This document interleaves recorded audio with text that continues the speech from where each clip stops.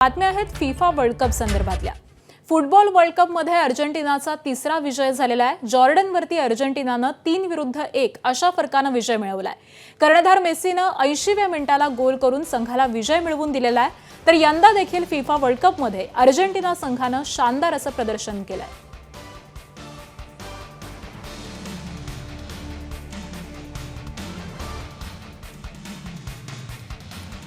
FIFA world cup मध्ये Portugal आणि कोलंबियातील match मध्ये दोन्ही संघानं एकमेकांविरोधामध्ये गोल करण्याचे प्रयत्न केले, मात्र दोन्ही संघाला एकमेकांविरोधात गोल करण्यात यश आलं नाही। त्यामुळे दोन्ही संघाचा सामना हा बरोबरीत झालेला आहे। सामना बरोबरीत सुटल्यामुळे रोनाल्डोचा संघ नॉकआउट राऊंड मध्ये दाखल झालेला आहे।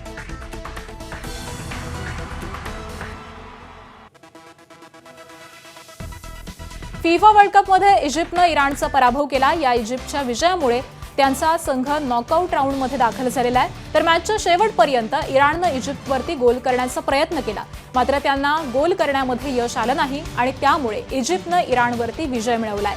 ग्रुप सी मध्ये इजिप्त नॉकआउट राऊंड मध्ये दाखल झालाय। इजिप्त आणि इराणमध्ये झालेल्या पहिल्या सामन्यात बरोबरी झाली, मात्र दुसऱ्या सामन्यामध्ये इजिप्तनं इराणचा पराभव केलाय।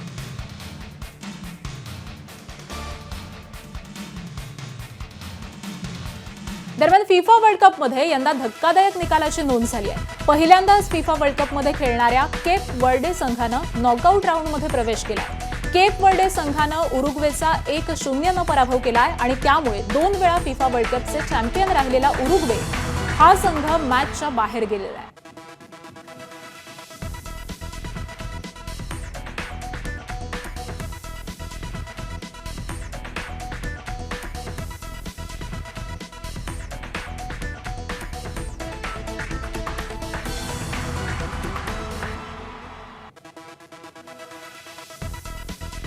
तर फिफा वर्ल्ड कप मध्ये यंदा रंगत वाढलेली दिसतेय आणि दरम्यान धक्कादायक निकालाची नोंद देखील झालेली आहे।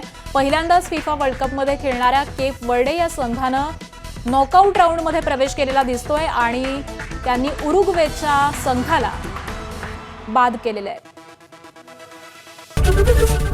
एबीपी माझा, उघडा डोळे बघा नीट।